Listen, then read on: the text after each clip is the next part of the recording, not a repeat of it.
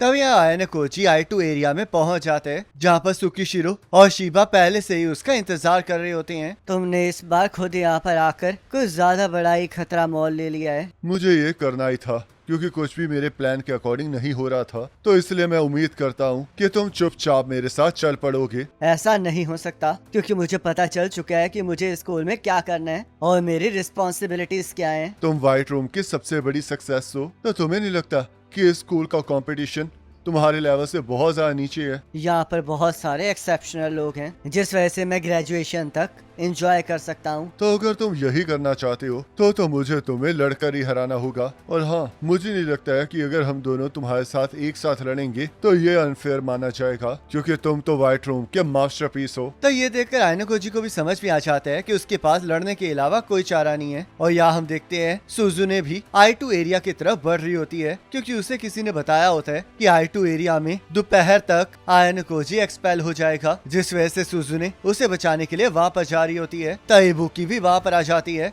और सुजुने को अपने स्कोर दिखाने के लिए कहती है, क्योंकि इबुकी ने उसे पहले ही कहा होता है कि वो उसे इस टेस्ट में हरा कर रहेगी। तो इबुकी दिखाती है कि उसके 131 स्कोर्स आए हैं, जिस वजह से वो सुजुने को भी अपने स्कोर्स को दिखाने के लिए कहती है। पर सुजुने इसके लिए मना कर देती है, क्योंकि वहाँ पर सभी लोग उसके कॉम्पिटिटर्स होते हैं, तो इसलिए वो अपनी इंफॉर्मेशन दिखाने का रिस्क नहीं ले सकती। तो इबुकी को लगने लगता है कि सुजुने डर गई है, क्योंकि उसके स्कोर उससे कम है। पर सुजुने उसे इग्नोर करके वहाँ से जाने लगती है और इबुकी उसे और परेशान करने लगती है, जिस वजह से हार मान के सुजुने उसे अपने स्कोर दिखाने के लिए तैयार हो जाती है। तब हम देखते हैं वहाँ पर इचिका भी आ जाती है और इबुकी कहने लगती है कि वो उसके रास्ते में आ रही है, क्योंकि उसकी सुजुने के साथ अपॉइंटमेंट है। पर इचिका पीछे नहीं हट रही होती, जिस वजह से इचिका सुजुने से पूछने लगती है कि आखिरकार वो वहाँ पर कर क्या रही है। तो इचिका सुजुने से पूछने लगती है कि आखिरकार वो कहाँ जा रही है, क्योंकि उसका तो डेजिग्नेटेड एरिया वहाँ पर है ही नहीं है, और कहती है कि क्या वो I2 की तरफ जा रही है। तो ये सुनकर सुजुने को एहसास हो जाता है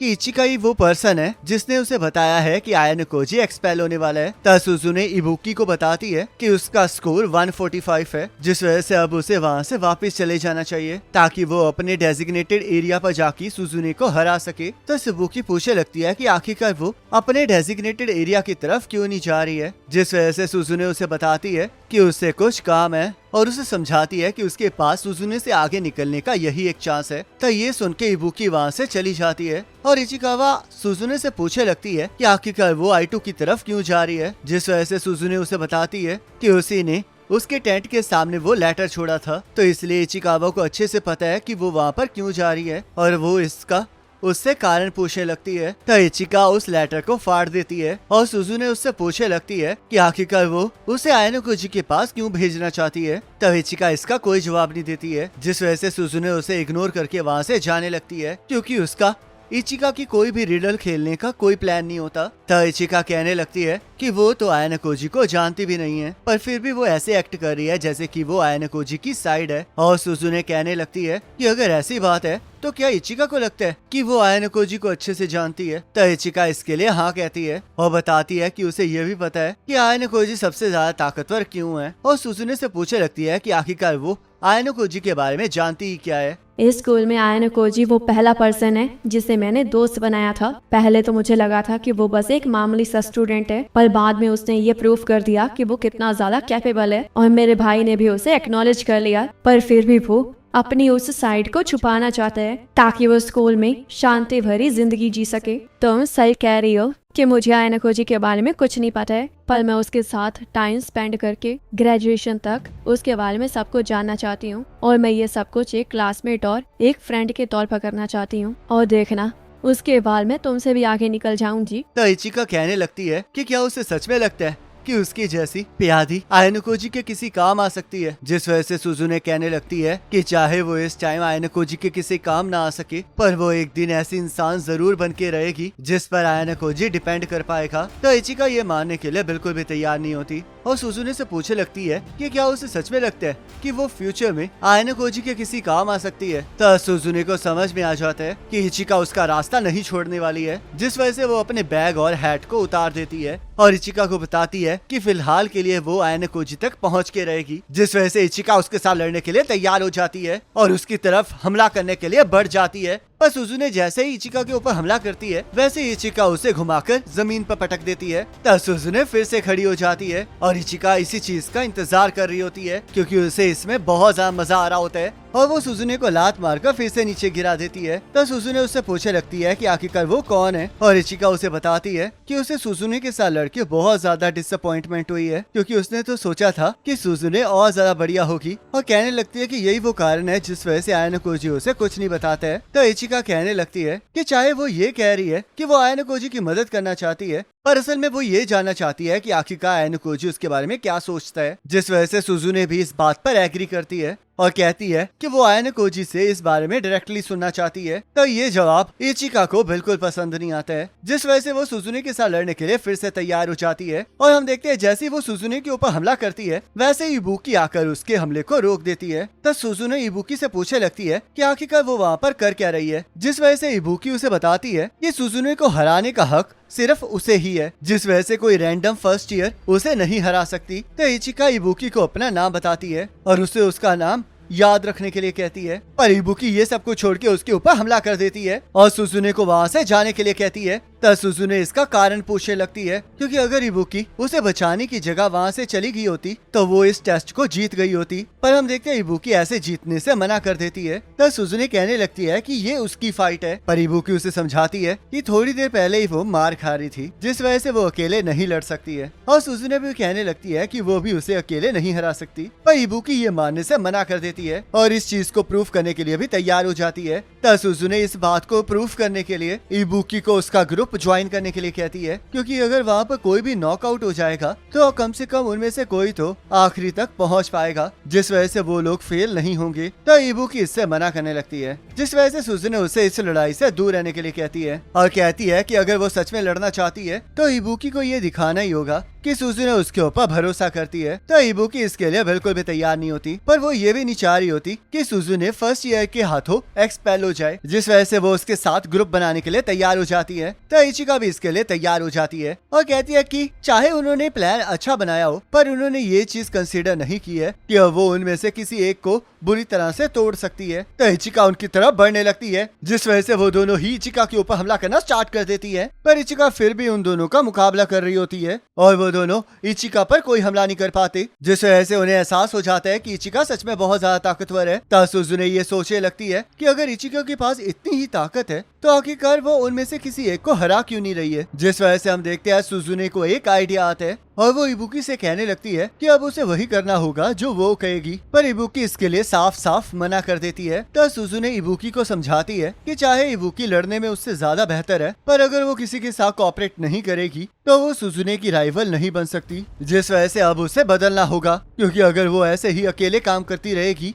तो वो एक्सपेल हो जाएगी और अगर वो एक्सपेल हो गई तो वो कभी भी सुजुने की राइवल नहीं बन पाएगी। तो सुजुने इबुकी को आखिरी तक टिकने के लिए कहती है ताकि वो उसकी ट्रू राइवल बन सके और उसी के लिए आज इबुकी को उसका साथ देना होगा। तो ये सुनकर इबुकी सुजुने का साथ देने के लिए तैयार हो जाती है और उसके प्लान के बारे में पूछने लगती है, जिस वजह से सुजुने उसे सारा प्लान समझा देती है। तब वो दोनों इचिका के साथ लड़ना स्टार्ट कर देती है और इचिका फिर भी उन्हें बराबरी की टक्कर दे रही होती है और तभी इचिका नोटिस करती है कि अचानक से वो दोनों उस पर भारी पड़ने लग गई हैं और हम देखते हैं वो दोनों उसे पंच मार के नीचे गिरा देती हैं। तब सुजुने कहने लगती है कि अब इचिका को हार मान लेनी चाहिए क्योंकि उसके अंदर ज्यादा स्टेमिना नहीं है और इचिका भी इस बात को मान लेती है। तब सुजुने नोटिस करती है कि इचिका को एक गहरा जख्म हुआ है और हमें पता चलता है कि वो जख्म इचिका को किसी और के साथ लड़ते हुए हुआ होता है, जिसके बारे में इचिका कुछ नहीं बताती है और इबुकी को यकीन नहीं आ रहा होता कि इचिका ऐसी हालत में होने के बावजूद भी उन्हें टक्कर दे रही थी। तो इचिका हार मान लेती है और उन लोगों को आगे बढ़ने के लिए कहती है, पर उसे पूरा यकीन होता है कि अब उनका आयानो कोजी तक पहुंचने का कोई फायदा नहीं होगा क्योंकि जब तक वो लोग वहाँ पर पहुंचेंगे तब तक सब कुछ खत्म हो गया होगा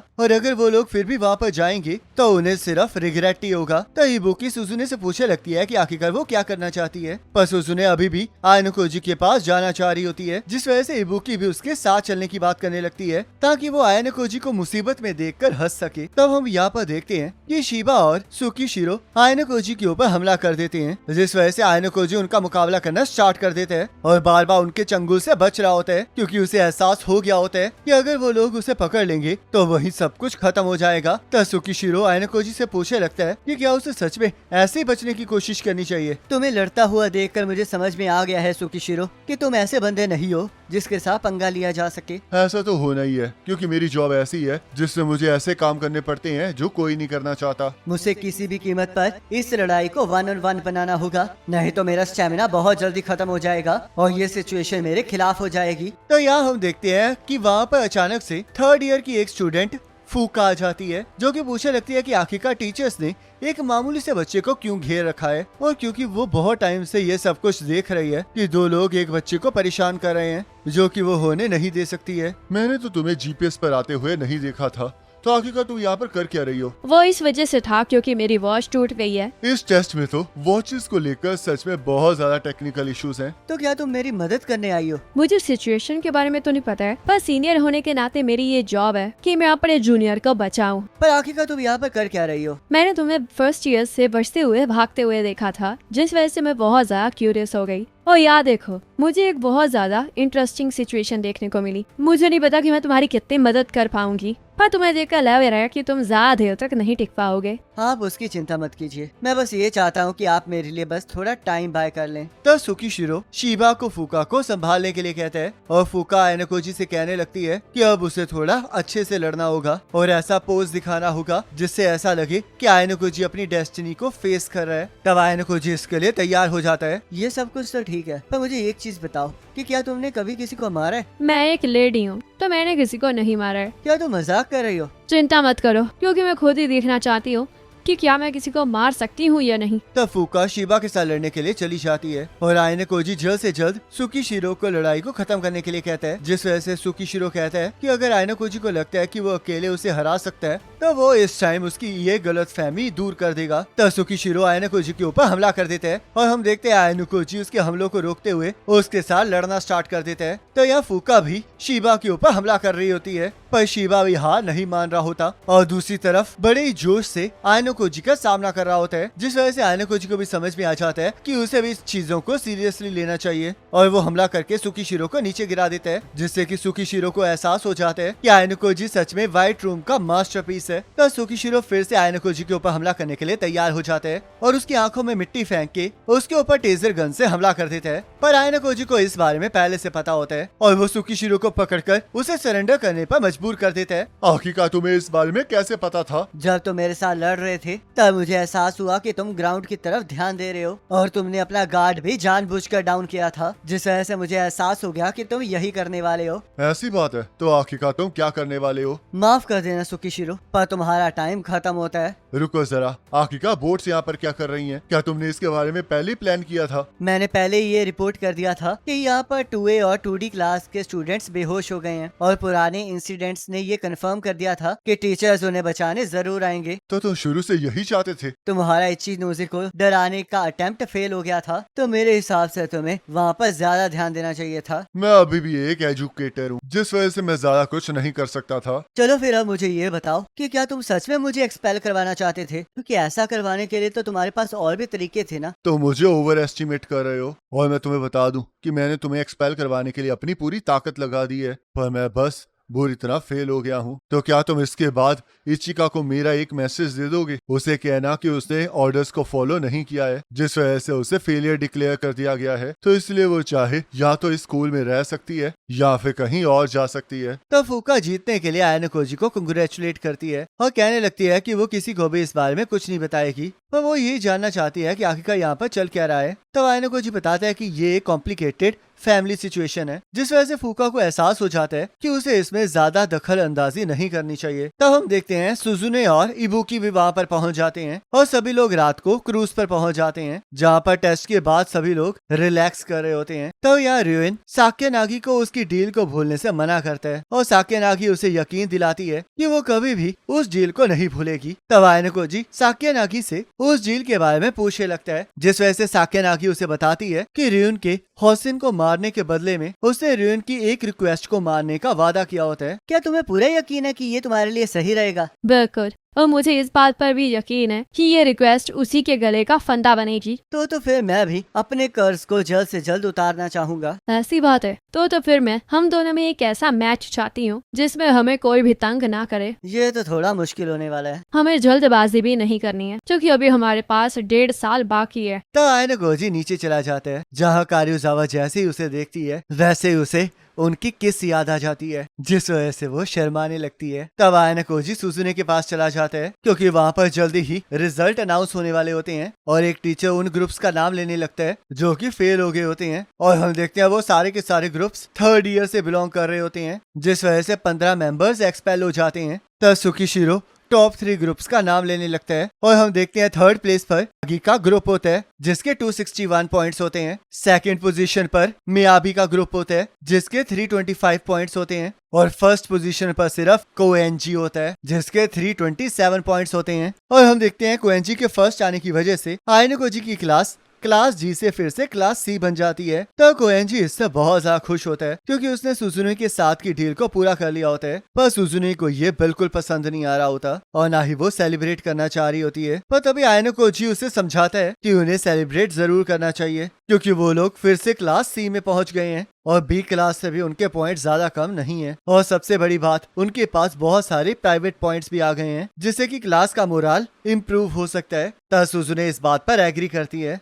और सेलिब्रेट करने के लिए तैयार हो जाती है, जिस वजह से आयनो कोजी भी कहने लगता है कि वो भी बिल्कुल ठीक है और बिल्कुल भी चेंज नहीं हुआ है। तब आयनो कोजी वहाँ से चला जाता है और हम देखते हैं बहुत सारे लोगों की आंखें उसी के ऊपर होती हैं। और इसी के साथ ये सीजन कंप्लीट हो जाता है। अब आप मुझे कमेंट करके जरूर बताना कि आपको ये वाला सीजन कैसा लगा। बाकी नेक्स्ट सीजन के फर्स्ट एपिसोड का लिंक आपके स्क्रीन पर आ रहा होगा, इस पर क्लिक करके उस वीडियो को देख सकते हैं।